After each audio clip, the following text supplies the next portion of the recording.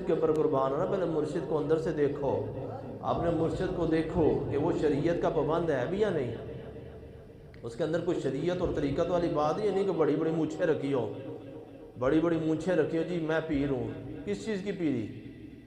ارے نبی کریم صلی اللہ علیہ وسلم نے فرمایا کہ مونچھوں کو ترک کرو، حضور نے مونچھوں کو صاف کرنے کا حکم دیا، حضور علیہ السلام نے مونچھوں کو صاف کرنے کا حکم دیا، حضور نے یہ نہیں کہا کہ بڑی بڑی مونچھیں رکھ لو۔ میرے آقا علیہ السلام کی سنت کیا ہے؟ آئے حدیث کی روح میں سنتے ہیں کہ نبی کریم صلی اللہ تعالیٰ علیہ وسلم کی سنت کی جو مخالفت کرے، کیا وہ پیر ہو سکتا ہے؟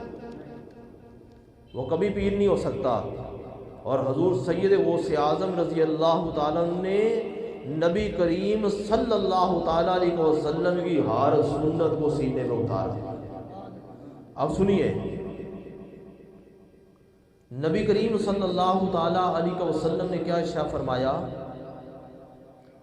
حضرت عبداللہ بن عمر فاروق رضی اللہ تعالیٰ عنہما سے روایت ہے کہ صحیح بخاری اور صحیح مسلم کی حدیث مبارکہ، سید عالم صلی اللہ تعالی وسلم فرماتے ہیں مشرکوں کا خلاف کرو، مشرکوں کا خلاف کرو اور مونچھوں کو پوست کرو، خوب پوست کرو اور داڑھی کو کثیر افروز کرو۔ امام بخاری بھی لکھتے ہیں اور امام مسلم بھی لکھتے ہیں۔ پھر صحیح مسلم کے اندر، مسند امام احمد بن حنبل کے اندر رسول اللہ کا فرمان، مونچھوں کو کترواؤ، داڑھی بڑھاؤ اور آتش پرستوں کا خلاف کرو، آتش پرستوں کا خلاف کرو۔ پھر نبی کریم صلی اللہ علیہ وسلم کا فرمان شرح معانی الاسرار کے اندر رسول اللہ کیا فرماتے ہیں؟ مونچھوں کو خوب پوست کرو اور داڑھی کو خوب معافی دو، یہودوں جیسی شکل نہ بناؤ، یہود و نصارہ جیسی شکل نہ بناؤ۔ پھر رسول اللہ کا فرمان مسند امام احمد بن حنبل کی روایت کہ نبی کریم صلی اللہ تعالیٰ علیہ وسلم نے ارشاد فرمایا مونچھوں کو کترواؤ، داڑھی کو کثرت دو، یہود و نصارہ کا خلاف کرو۔ حضرت عبداللہ ابن عمر رضی اللہ تعالیٰ فرماتے ہیں کہ نبی کریم صلی اللہ علیہ وسلم نے فرمایا، مجوسیوں کا ذکر فرمایا، وہ اپنی مونچھوں کو بڑھاتے ہیں، یہ جو مونچھیں بڑھاتے ہیں نا، یہ مجوسیوں کی کاپی کرتے ہیں۔ ہم بڑے مزے سے کہتے ہیں یہ ہمارے مرشد صاحب ہیں، یہ پیر صاحب ہیں۔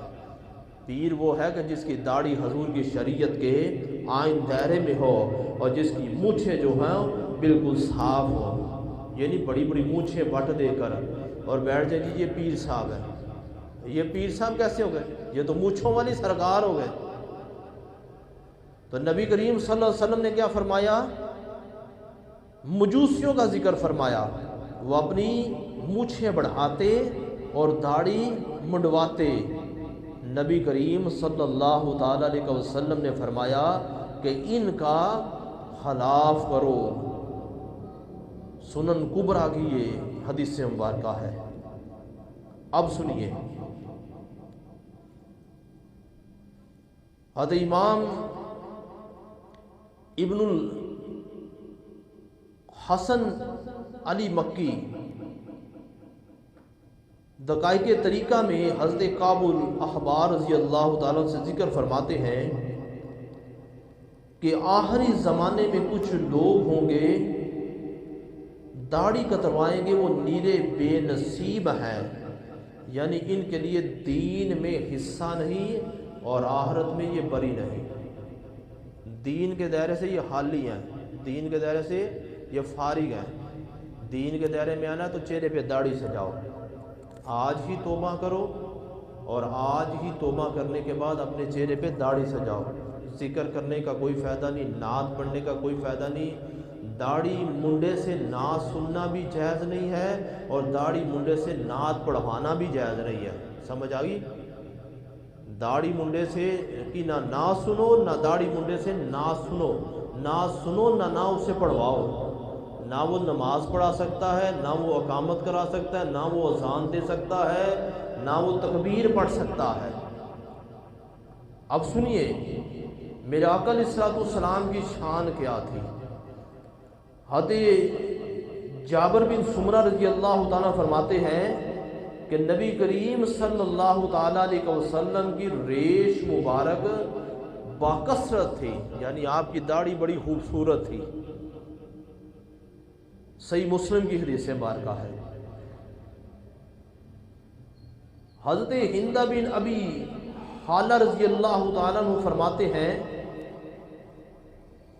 کہ حبیب رسول صلی اللہ علیہ وسلم عظمت والے، نگاہوں میں عظیم، دلوں میں معظم تھے، اور چہرہ مبارک 14ویں کے چاند کی طرح چمکتا اور جمکتا تھا،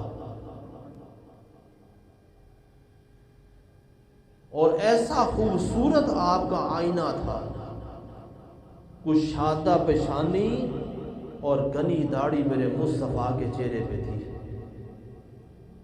جامعہ ترمذی کی حدیث مبارکہ ہے۔ امیر المومنین حضرت مولا علی کرم اللہ وجہ کریم فرماتے ہیں میرے ماں باپ ان پر قربان، میانہ قد میرے مصطفیٰ کا تھا، گورا رنگ جس میں سرخی جھلکتی تھی اور گھنی داڑھی، اسی لیے تو میرے لیے نے کیا کیا کہا، اس صورت نو میں جانا کھا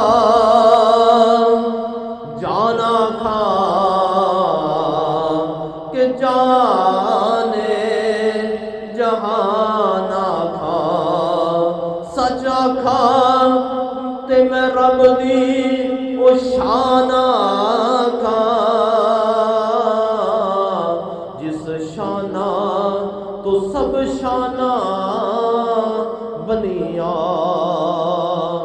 حضور غوث اعظم کو شان ملی تو میرے مصطفیٰ سے، حضور داتا رشویری کو شان ملی تو میرے مصطفیٰ سے، حضرت بختار کاکی رضی اللہ تعالیٰ کو شان ملی تو میرے مصطفیٰ سے، 1,24,000 کو صحابہ کو شان ملی تو میرے مصطفیٰ سے۔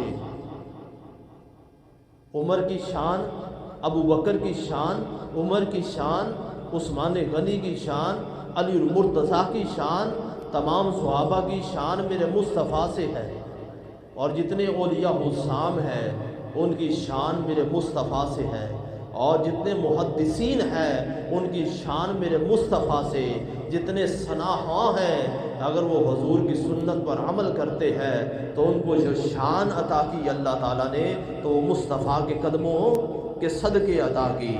اب کیا فرماتے ہیں امیر المومنین حضرت عمر فاروق فرماتے ہیں کہ رسول اکرم صلی اللہ علیہ وسلم کا رنگ گورا، رنگ کیا تھا؟ گورا، اور سرخ امیزہ آنکھیں بڑی، یعنی آنکھوں کی سرخی ایسی تھی کہ انسان دیکھتا ہی رہ جائے، خوب سیاہ داڑھی اور گھنی۔ پھر حضرت انس رضی اللہ تعالیٰ کیا فرماتے ہیں کہ رسول اللہ صلی اللہ علیہ وسلم کے جسم پاک کی بناوٹ تمام جہان سے بہتر، اور چہرہ تمام عالم سے خوب تر، مہک سارے زمانے سے خوشبو تر۔ صحابہ کرام فرماتے ہیں کہ اگر نبی صلی اللہ علیہ وسلم ہمیں نہیں نہ ملتے تھے تو ہم نبی صلی اللہ علیہ وسلم کی خوشبو کو تلاش کرتے کرتے، وہ خوشبو جو ہمیں راستے میں آتی تھی اس خوشبو کو تلاش کرتے کرتے حضور کے قدموں میں چلے جاتے تھے، اور ہتھیلیاں اپنے رخسار پر حضرت انس اور حضرت عمر فاروق ہاتھ رکھ کے کہتے ہیں، فرماتے ہیں کہ حضور کی ہتھیلیاں ہمارے چہرے سے بھی زیادہ نرم تھی۔ فرماتے ہیں بال کانوں کی لو تک، یعنی یہاں تک میرے مصطفیٰ کے کان، بعد روایت میں ملتا ہے کہ کندھوں تک چھو جاتے تھے، کندھوں سے نیچے نہیں جاتے تھے۔ پھر وہ اپنے رخسار پر اشارہ کر کے بتایا کہ ریش مبارک یہاں سے یہاں تک بری ہوئی تھی۔ ایک مشت میں حضرت عمر فاروق نے، حضرت انس نے داڑھی مبارک کو لیا اور فرمایا میرے مصطفیٰ کی داڑھی اتنی تھی۔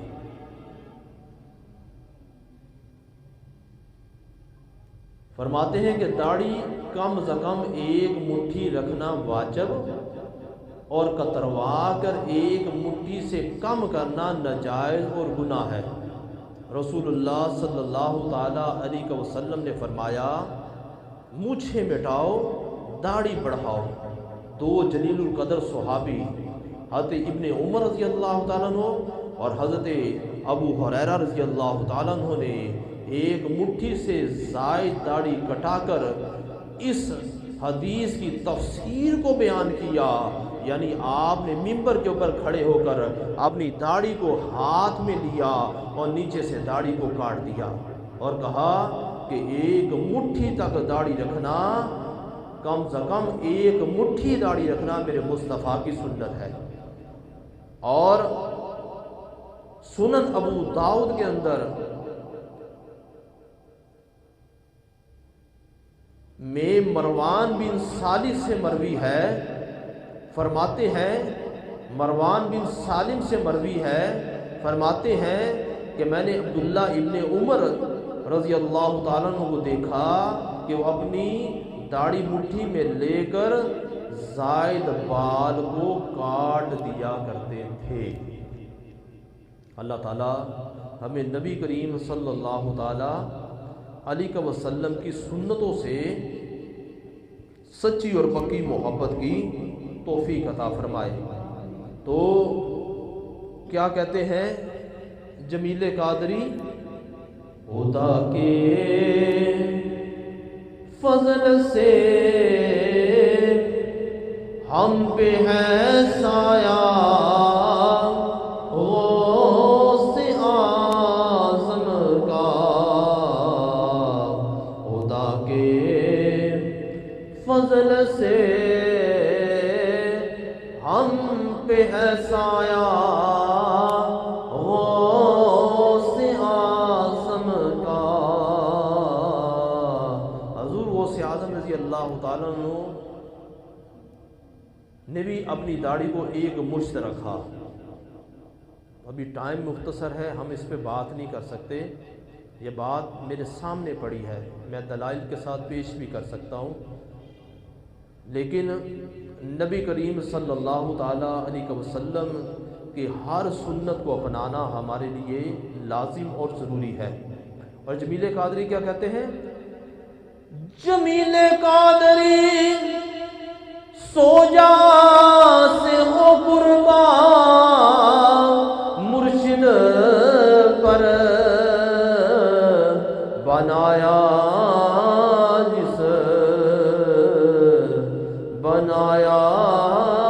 جس نے تجھ جیسے کو بندہ غوث اعظم کا، خدا کے فضل سے ہے ہم پہ سایہ،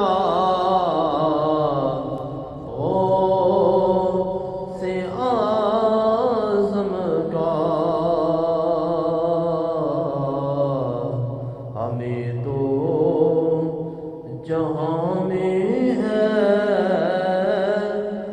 سہارا غوث اعظم کا۔ اللہ تعالیٰ قرآن پاک میں فرماتا ہے یا ایھا الذین آمنوا اطیعوا اللہ واطیعوا الرسول اولی الامر منکم، اے ایمان والو اطاعت کرو اللہ کی اور اطاعت کرو اس کے رسول کی اور اپنے علماء کی۔ وَمَن يُطِیعِ الرَّسُولَ فَقَدْ أَطَاعَ اللَّهَ، جو رسول کے فرمان پر چلا اس نے اللہ کا حکم مانا۔